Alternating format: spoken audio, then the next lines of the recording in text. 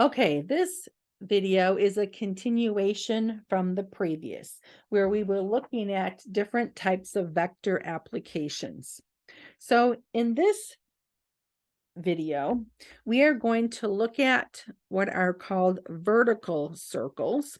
So we have something, for example, I could take a ball and put it on a string like this. And then I could spin the ball in a vertical circle. So we're going to draw a free body diagram of the ball at different spots. So for example, if the ball or the stopper is over here at the side, it's still going in a circle. So I'm going to write down FC equals mv squared over r. Let's draw a free body diagram of the ball.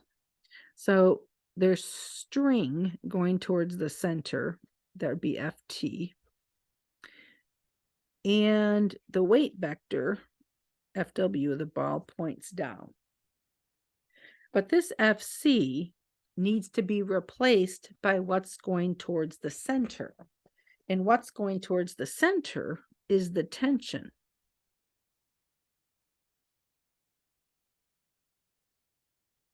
So I'm going to circle this. This would be my working relationship.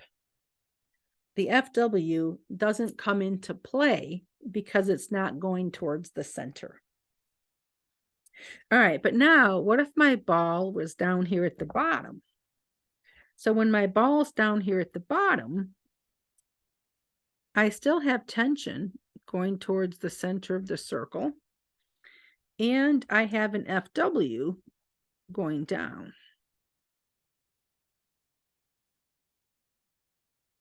All right, notice I drew my FW kind of short, and I did that on purpose. I'll show you why here in a second. So centripetal force is the notation that we use for the net force. There has to be a net force towards the center. You don't get a circle unless there's a net force towards the center. So that tells me that the net force has to be towards the center.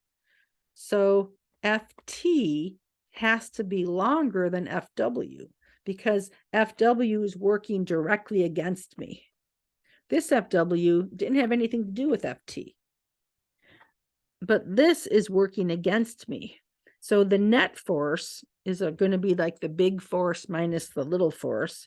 It's going to turn out to be FT minus FW equals mv squared over r. I'm going to circle that.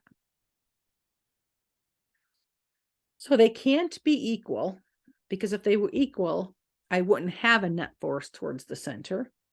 And I know FW can't be bigger, because if FW was bigger than the tension, then the weight would be too heavy for the tension and the string would break and I wouldn't have a circle. So this has to be the relationship. All right, so now we're going to have the ball come up to the top. All right, so now the ball's up at the top. So it's going in a circle. So I'm going to write down FC equals mv squared over r. All right, but when it's at the top, I still have that string that's going towards the center.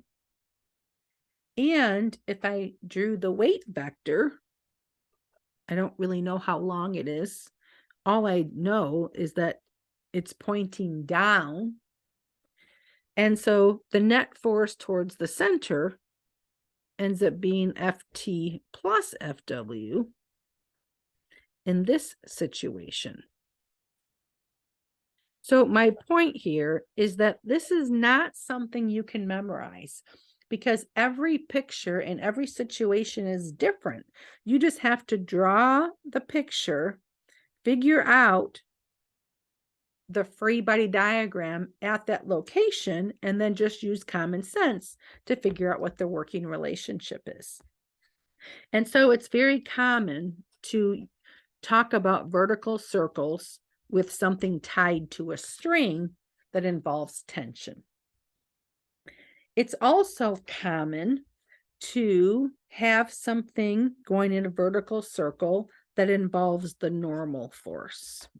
So my best example for that is a roller coaster. So here we have a roller coaster that goes up, then it comes down, and then it does a loop-de-loop.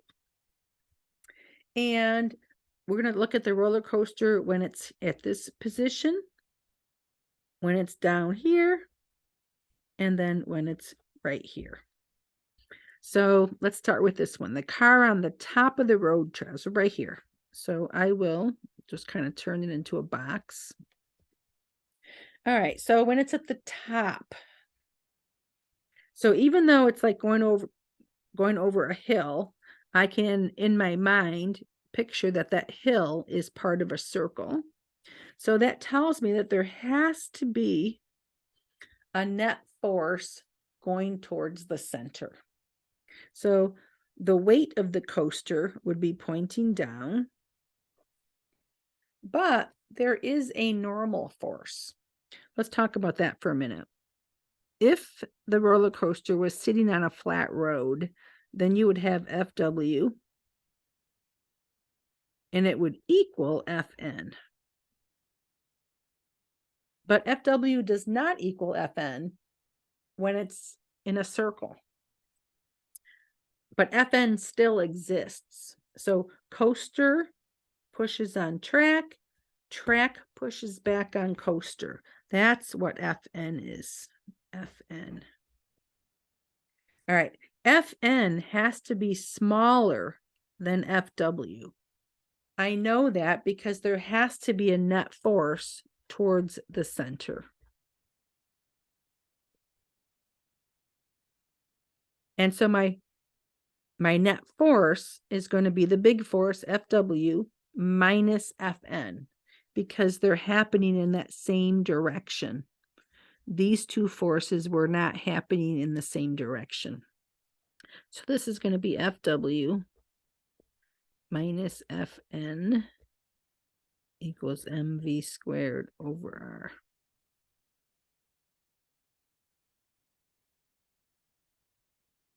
All right, so now the roller coaster comes down, and it's down here. All right, but even though it's down here, it's like still kind of like part of a circle, like the track is still a little curved. And so it means circular motion still applies. Let's draw our free body diagram.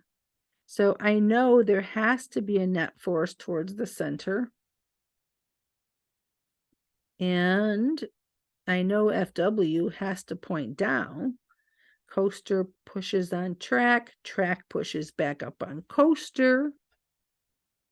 So that tells me that they're not equal, but in this situation, Fn has to be the bigger one. So the centripetal force, or the net force, is going to be the big vector minus the smaller one equals mv squared over r.